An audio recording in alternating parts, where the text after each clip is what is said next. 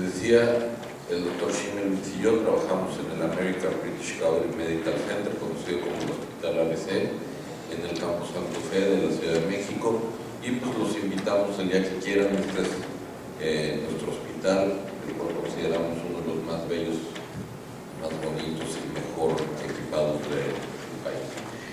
¿Cuáles son las definiciones aceptadas de sinusitis en niños? Son síntomas gripales que duran más allá de 10 a 14 días o síntomas gripales que al quinto o séptimo día están aumentando, están empeorando su sintomatología. De 72 a 96 horas con fiebre mayor de 38.5, con rinorrea, cefalea, congestión y edema periorbitárico o cualquier infección leve viral con síntomas que empeoran después de 7 días de evolución. El primer artículo específico es de 1933.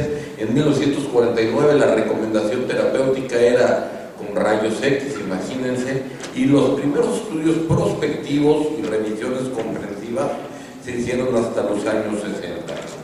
Del 5 al 13% de los cuadros infecciosos de vías respiratorias en el infante de menos de un año son sinusitis. Y sobre todo entre más pequeños ellos van acompañados de un síndrome sirinobronquial, de hiperreactividad bronquial y síntomas asma-like, que es lo que más le llama la atención a los papás de los niños. En cuanto a los costos, en México no tenemos, pero se calcula entre 3.5 y casi 6 billones de dólares anuales en los Estados Unidos. Embriológicamente debemos de recordar que ese concepto de que no hay senos paranasales al nacimiento es falso. Desde el tercer mes de la gestación ya empiezan a desarrollarse las celdillas etmoidales y los senos maxilares. El seno frontal se neumatiza a partir de la celdilla etmoidal anterior al quinto o sexto año de la vida, y el seno esfenoidal, su formación inicia al quinto o séptimo año de la vida, pero se neumatiza totalmente hasta la segunda o tercera década de la vida. Al nacimiento hay por lo menos 3 celdillas etmoidales, que en la adolescencia ya son las 15 en promedio que tenemos todos. El periodo máximo de neumatización se alcanza, dependiendo de cada niño, entre los 8 y los 12 años. En los niños pequeños siempre está presente el seno maxilar como el más afectado, y sin embargo ponemos atención en el etmoides porque, aunque es el siguiente, es el que más complicaciones nos da, y por eso nos llama mayormente la atención. A partir de los 8 o 12 años, que ya se alcanza la neumatización completa, entonces se comporta como si fuera una sinusitis en el adulto, en donde el complejo osteomiatal es el más afectado, seguido de etmoides y maxilar.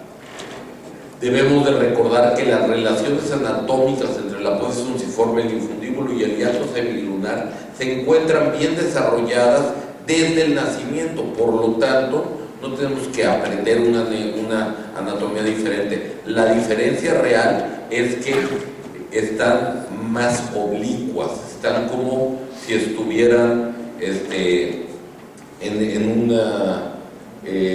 estuvieran acostadas. Al nacimiento el ostium mide de 2 a 2.5 milímetros de diámetro y 6 de largo. La mucosa del meato medio está colonizada, pero en los senos paranasales es naturalmente estéril, por eso es que no sufrimos de sinusitis todo el tiempo, los niños no lo sufren. Y vamos a ver después cuál es la patogénesis por la cual sí se presenta. Los factores que se asocian a un complejo osteomiatal sano son permeabilidad de los ostios, la calidad y cantidad de secreciones, el sistema mucociliar intacto y un sistema inmunológico maduro e intacto también. La rinitis se presenta en 40% de la población pediátrica, puede ser alérgica, no alérgica, vasomotora, de todos tipos, y cualquier inflamación, perdón por esta falta de ortografía, que afecta a la membrana nasal y causa congestión y rinorrea, puede causar. Sin embargo, es un porcentaje mínimo de los que en los niños predisponen a la sinusitis. Los 3 factores importantes en la patogénesis son obstrucción de la hostia, disfunción ciliar y especiamiento y viscosidad de las secreciones. La inflamación mucosa causa obstrucción del hostia, y esto puede ser por infecciones virales en la gran mayoría de los casos, rinitis alérgica, tabaquismo activo o pasivo, y hoy en día cada vez se le da más desde el año 2014 al reflujo laringio-faríngeo. Obstrucción mecánica, sobre todo en los niños, debemos de descartar cuerpos extraños que a veces se meten muy para atrás y no alcanzamos a verlos, y mucho más raros, pólipos, atresia coanal, completa o parcial, o una desviación septal. De las agresiones locales, el trauma, y el trauma más común en los niños es el rascado dactilar, la intubación, uso crónico de descongestivos y sobre todo, por ejemplo, ahorita está muy de moda, si han visto, meter a los niños antes del año de edad, año y medio de edad, a clases de natación para que floten. No es cierto, no se debe de meter a un niño a clases de natación antes de los 3 años, a menos de que vivan en un lugar donde sea peligroso. Fisiopatología, la obstrucción de los óseos, aumento transitorio de la presión del seno, que aumenta un ambiente anaerobio y una presión negativa que provoca que las bacterias de la nasofaringe corran y colonicen hacia el seno.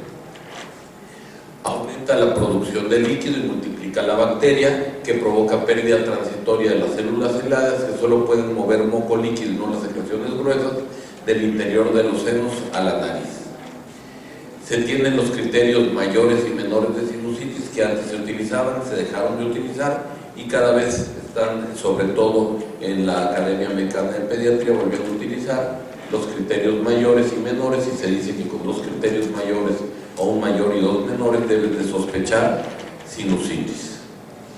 La exploración física debe de hacerse siempre con asistencia endoscópica rígido-flexible, y sí, siempre se puede hacer, solo tenemos que tener el material adecuado. El uso del endoscopio disminuye el número de tomografías que se utilizan y por lo tanto la radiación al paciente. Sin embargo, cuando hay duda diagnóstica, aumenta la sensibilidad del diagnóstico y la preparación preoperatoria si es que van a meterlo en la tomografía.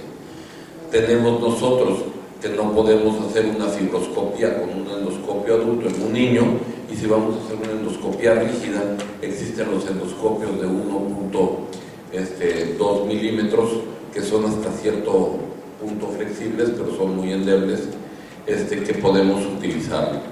En los estudios de imagen, una radiografía simple no nos sirve absolutamente de nada, esto debemos de recordarlo. La tomografía y la imagen de resonancia magnética solo en sospecha y complicaciones, porque muchas veces es imposible diferenciar entre una infección viral bacteriana o una crisis alérgica aguda. Exclusivamente en sinusitis crónica y complicada o en falla de un segundo tratamiento médico adecuado. Se ha aumentado el número de tomografías, lo cual ha incidido en un número de aumento de casos de tiroides, según se ha reportado.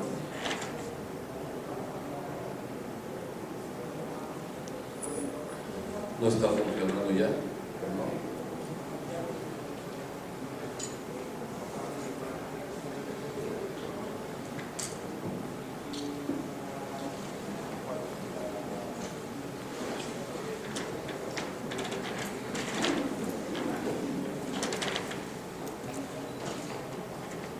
La siguiente, por favor.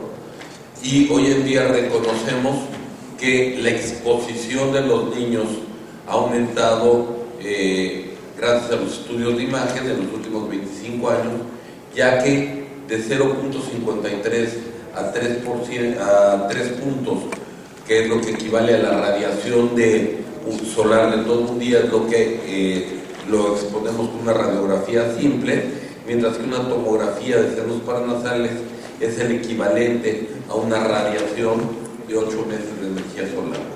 La microbiología, la más frecuente por mucho, es la viral, los rinovirus A y C, aunque el rinovirus B es el que tiene más a complicarse, y tenemos todos los otros virus como factor causal.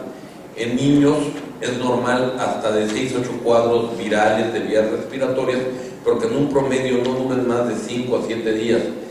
En algunos reportes dicen que sigue siendo viral y puede durar hasta 10 días, y recordar que la madurez inmunológica se obtiene alrededor de los 8 años de edad.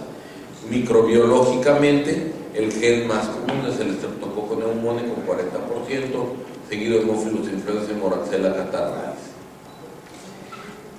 Hay que recordar que el 33% de las infecciones son polimicrobianas y que si hay enfermedad periodontal, porque los niños también tienen enfermedades periodontales, debemos de pensar en gérmenes anaeróbicos.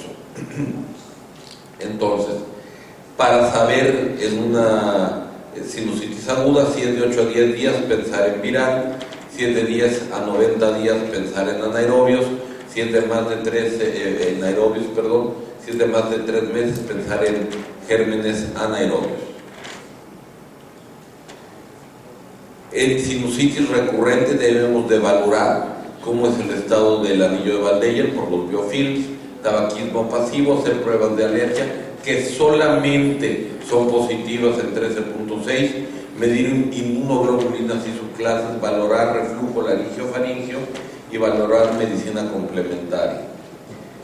En aquellos pacientes cuyas adenoides tienen concentraciones elevadas de interleucina 2 y 6, proteínas catiónicas y factor de transformación del crecimiento, tritasa y metalproteasa, conocido como los biofilms, tienden a sufrir sinusitis crónica por la colonización hacia adelante.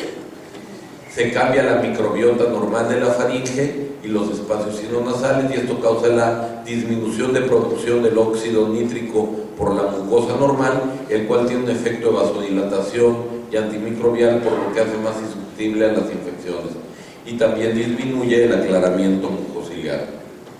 Las metas del tratamiento es control de la infección, reducción del edema, que a la vez facilita el drenaje para permeabilizar los ostias, evitar la evolución a la cronicidad y a las complicaciones. La edad promedio en que se da la sinusitis en niños más frecuentemente es a los 6.3 años y la mayoría se recupera totalmente. La complicación más frecuente es la Chandler tipo 3, absceso superióstico. Las complicaciones al sistema nervioso central son mucho más raras, pero también mucho más severas. El tratamiento médico, ¿qué debe de incluir la terapia médica máxima? Observación, y lo pongo en amarillo, porque sobre todo en la Escuela Europea de Otorrinolaringología Pediátrica te dicen que no hagas nada más que medidas de control y sintomáticas durante los primeros 10 días. La Academia Americana de Pediatría es diferente y la de otorrino también. Debe de incluir antibióticos, descongestivos, mucovacuantes, AINE, medidas complementarias que, bueno, la verdad es que es un traje a la medida de cada paciente. Los antibióticos es controversial, ya que desde 1991 Wald demuestra la utilidad de los antibióticos en medidas complementarias. Garbut en el 2001 dice que hay utilidad, pero con medicamentos concomitantes y tienen las mismas recaídas y recurrencias. En el 2005 empiezan a decir que no se usen, y menos las cefalosporinas, y luego Wald habla de que aumentando la amoxicilina clavulanada a 90 miligramos por kilo y medidas complementarias sí es superior a placebo. Por lo tanto, vamos a encontrar artículos que hablen de una y de otra. En realidad, los metaanálisis nos demuestran que con antibióticos se tiene una curación de 78.5%, mientras que con placebo se autolimitan hasta casi el 60%, 59.7%. Ahora, lo que sí se ha visto en varios artículos es que la utilización de los antibióticos disminuye la duración sintomática del cuadro hasta la mitad del tiempo. Entonces, ¿cuándo usarlos? Cuando la severidad del cuadro clínico va en aumento, ¿sí? Está indicado que iniciemos con medidas antimicrobianas, ya que disminuye la predisposición a la recurrencia y la evolución a la cronicidad y las complicaciones. ¿Cuánto tiempo debemos de dar los tratamientos antibióticos? Y los vamos a dar, según la Academia Americana de Pediatría, en promedio 10 días, y se puede seguir hasta 17. Según la Academia Americana de Otorrinolaringología, en promedio 14 días, y se puede seguir hasta 21 o 28, dependiendo de la severidad del cuadro, y que tengamos seguimientos endoscópicos del paciente y viendo hasta que quede en una curación total. El antibiótico de primera elección está reportado que es la amoxicilina con o sin ácido clavulánico, recordando que las cefalosporinas tienen menos actividad contra el neumococo y que las cefalosporinas de tercera generación no tienen actividad contra el neumococo, tienen resistencia. La levofloxacina ya está aceptada en Estados Unidos cuando hay falla de la amoxicilina y ácido clavulánico, aunque todavía es controversial, ya que hay muchos pediatras, sobre todo, que no están de acuerdo en utilizar quinolonas en niños. Y la terapia parenteral es en sintomatología tóxica, o sea que el niño se ve mal, que requiere de salir más rápido, o en complicaciones y o en intolerancia a la vía oral. Los antibióticos que se pueden utilizar en una sinusitis aguda son muchos, y como no somos voceros de ningún laboratorio, nada más los ponemos. Los parenterales son también los aquí presentados, pero básicamente lo que se recomienda es, si el paciente no ha recibido antibiótico en las últimas 6 semanas para cualquier enfermedad, no solamente para sinusitis o cuadros de vías respiratorias, se recomienda la amoxicilina simple. Si ya recibió en las últimas 6 semanas, se recomienda la amoxicilina con ácido clavulánico, iniciando dosis de 40-45 miligramos por kilogramo, aumentando hasta 90 miligramos de la amoxicilina, recordando que debemos, sobre todo en los niños más pequeños, dividirlo en 3 dosis al día, ya que en los estudios farmacocinéticos no han demostrado que podemos mantener curvas P90 por 12 horas. Las cefalosporinas orales son resistentes al neumococo, como decíamos, pero son activas con Moraxella catarrhalis, Haemophilus influenza, coagulasa positivo, que son los siguientes agentes que causan. Y cuando existe resistencia a 2 antibióticos de primera elección que está recurriendo, quiere decir que debe ser seguramente polimicrobiana, y entonces está indicado hacer con un medicamento para anaerobios combinado con una cefalosporina. Entonces, la realidad es que es controversial, y uno debe de hacer lo que en su experiencia y de acuerdo al cuadro clínico del niño y de cómo esté de severidad, uno debe de decidir qué es lo que debe de hacer, qué antibiótico, cómo, cuándo no. Las medidas complementarias, que son súper importantes, incluye descongestivos, antihistamínicos, irrigaciones y lavados nasales. La biblioteca Cochrane, que habla de medicina basada en evidencia, revisó en el 2014 más de 600 artículos, y la realidad es que no recomiendan ninguno de ellos en la sinusitis aguda. La controversia es que los estudios no recomiendan tampoco antibióticos, sino solamente medidas de sostén. Entonces, cuando uno empieza a leer en medicina basada en evidencia, queda uno entre, ok, no recomiendan esto, no recomiendan lo otro, y sin embargo hay muchos artículos que hacen esto, lo otro, y en la clínica tenemos que dar soporte al paciente. Entonces, ¿cuáles son las medidas complementarias que estamos o que hemos usado? Las más importantes son las irrigaciones, los esteroides tópicos, descongestivos, mucolíticos y antihistamínicos. Y pongo en amarillo, no están recomendados. Bueno, depende. Si tenemos la evidencia de que el paciente es alérgico y sabemos anteriormente, tenemos que dárselo. Si está en un ambiente en donde hay tabaquismo, etcétera, en algunos artículos se ha reportado que tiene cierta mejoría, sin embargo, en la mayoría no lo recomiendan.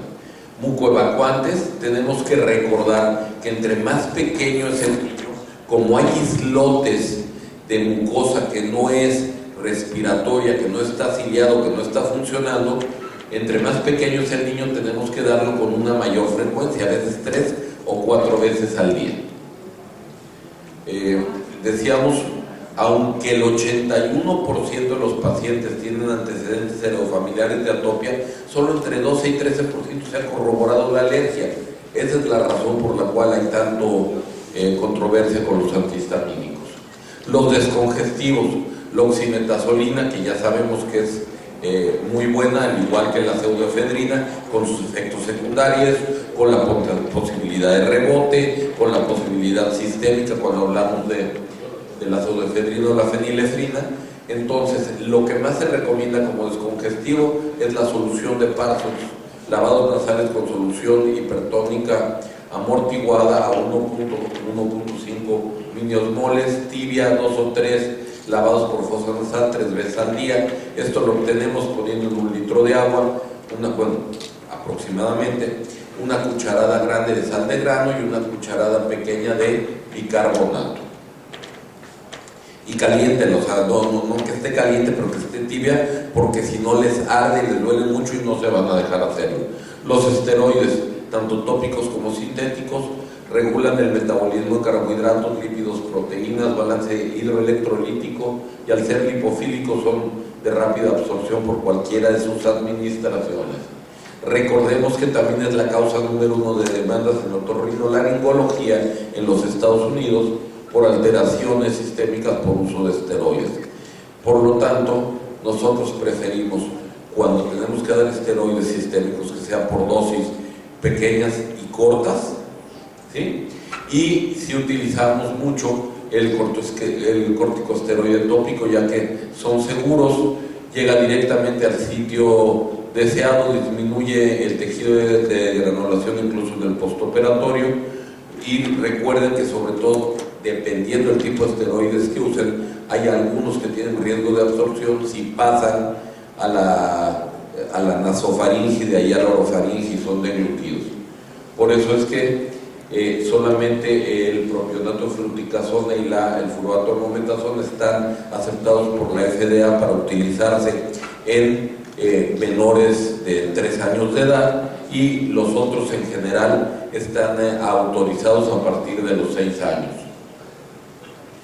La celastina en Estados Unidos está aprobado únicamente en mayores de 6 años, ya sea simple o combinada con fluticasona, que siendo una medida tópica, aunque sea antihistamínico, tiene una buena respuesta en mi experiencia personal.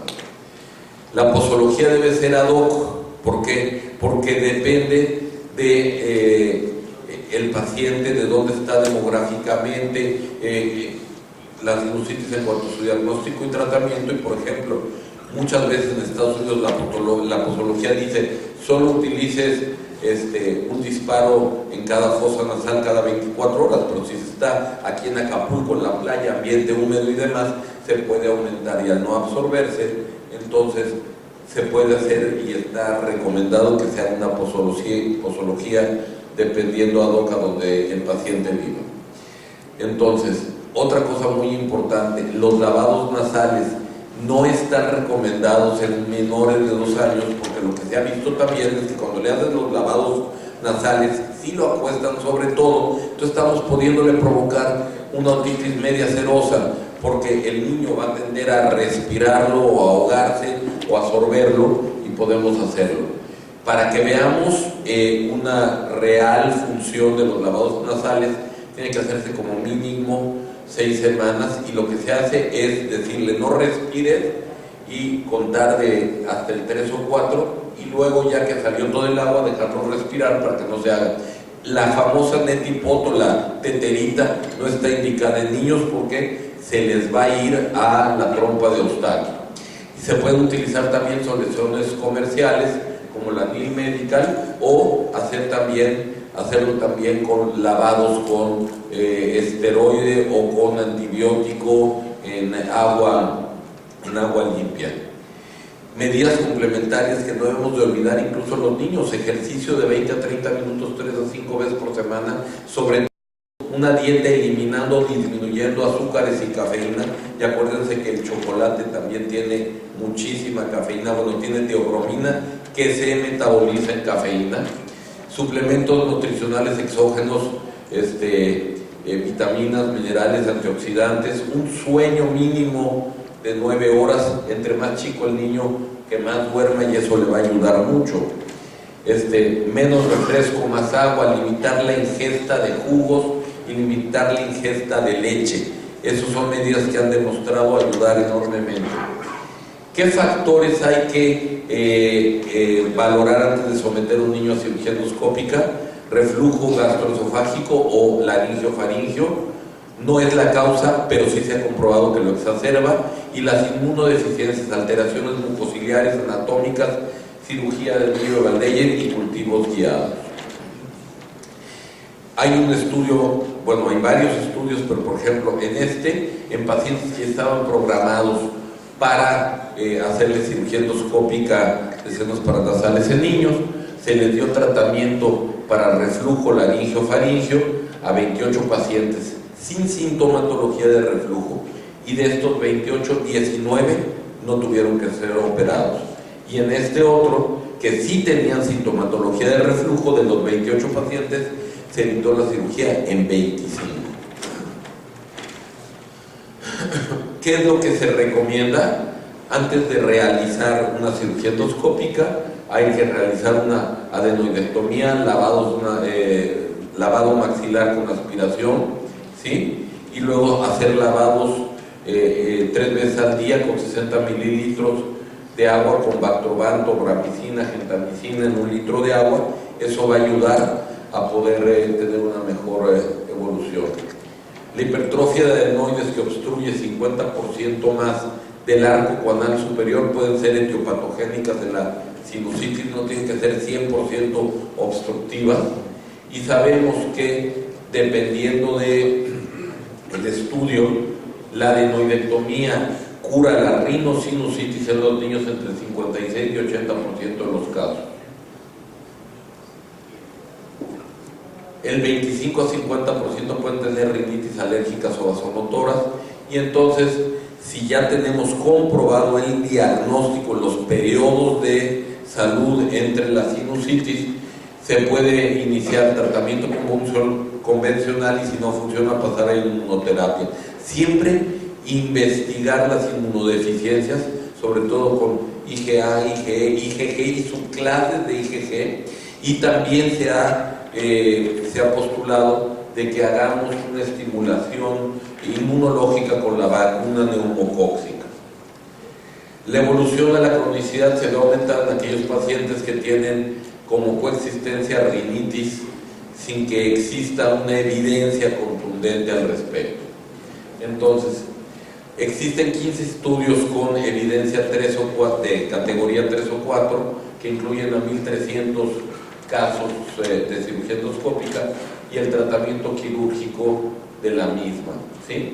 Con una recomendación grado B de medicina basada en evidencia, y se dice que en presencia de pólipos, sinusitis fúngica o complicaciones, siempre hay que entrar a hacer un procedimiento quirúrgico adyuvante al médico, que no hay alteraciones del crecimiento facial después de que se hace, si se hace una cirugía limitada, ¿sí? Y que mejora importantemente la calidad de vida del paciente.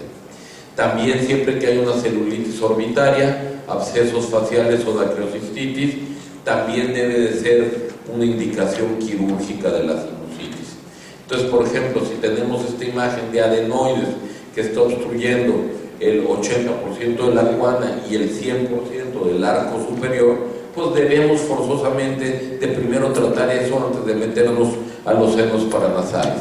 Tenemos que tener el instrumental pediátrico adecuado, no se puede utilizar instrumental adulto en niños. Y por ejemplo, hacer una adenoidectomía pero bajo visión endoscópica, porque si nosotros dejamos todo esto que supuestamente dactilarmente habíamos dicho ya terminamos la adenoidectomía, el paciente puede que respire mejor, pero va a seguir teniendo problemas de sinusitis. La sinuplastia con balón, solo en niños, solo hay un estudio y es en mayores de 12 años, solo está recomendada para el seno frontal y todavía no está aprobada por la FDA. En el caso de sinusitis alérgica micótica, esto se debe, es una alteración eosinofílica por hipersensibilidad tipo 1 y es mucho más agresivo en niños que en adultos cuando se presenta. Entonces, lo que hacemos nosotros es, en un paciente que está indicado, endoscópicamente hacer una adenoidectomía. Vean cómo hemos primero limpiado toda la nasofaringe y luego con un aspirador cauterio hacemos control del sangrado hasta estar seguros que ya no sangra, y de esa manera lo que escurra después de la cirugía endoscópica pues no nos va a poner nerviosos de que si es la adenoide o no. Utilizamos un neuronavegador cada vez que podemos, el Feigon de Barlix, ¿sí?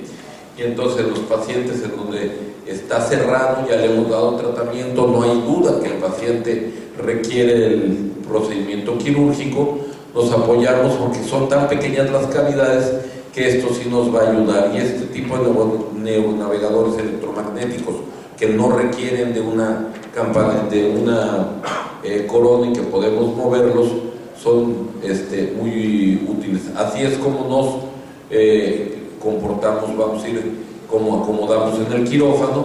Vean cómo estamos metiendo la microbagbiter pediátrica, vamos retirando la porción del hiato semilunar de la apófisis fusiforme hasta que identificamos. Luego con el Sicker vamos abriéndolo hasta que vemos, identificamos el meato maxilar, lo dejamos permeable. Vemos, no hacemos antrostonías enormes como en los niños, como en los adultos, perdón. Son niños, tenemos que ser lo más juiciosos posible, ya que estamos seguros que hemos dejado permeable, que no estamos dejando espículas de huesos. En este caso, con el microdebridador abremos el tercer espacio, el segundo espacio de transición, que es la porción medial e inferior de la bula etmoidal, hasta ver que está limpia, que no tenemos patología, y no retiramos todo, solamente abrimos los drenajes para restablecer la correcta fisiología, ¿sí? Y hay que saber que la cirugía solamente es parte de un tratamiento, o sea, es parte complementaria, pero no va a curar. Tenemos que seguir con las medidas médicas, porque cuando en los estudios, vamos a ir en los metaanálisis, dice la cirugía resolvió el problema nasosinusal, te dice 92% sí, 6% no está seguro, pero aguas, porque de este 92 se compone de un 64% de mejoró, más no se curó totalmente. O sea, la cirugía es parte del tratamiento, pero no es la panacea nada más. Los factores de mal pronóstico en la cirugía endoscópica en niños es poliposis masiva, tabaquismo directo e indirecto. Las complicaciones son más frecuentes que en adultos, sobre todo la sinequia y el tejido de granulación, ¿sí? Y lo que nosotros recomendamos es un abordaje gradual, como recomendaron desde hace años Yunis y Ramadán, que es primero adenoidectomía, revisión y lavado bajo anestesia.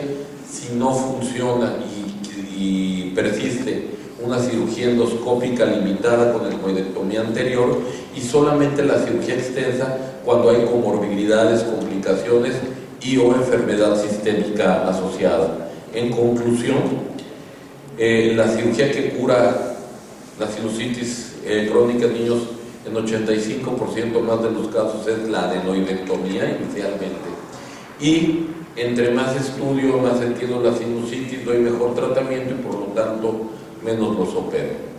Muchas gracias.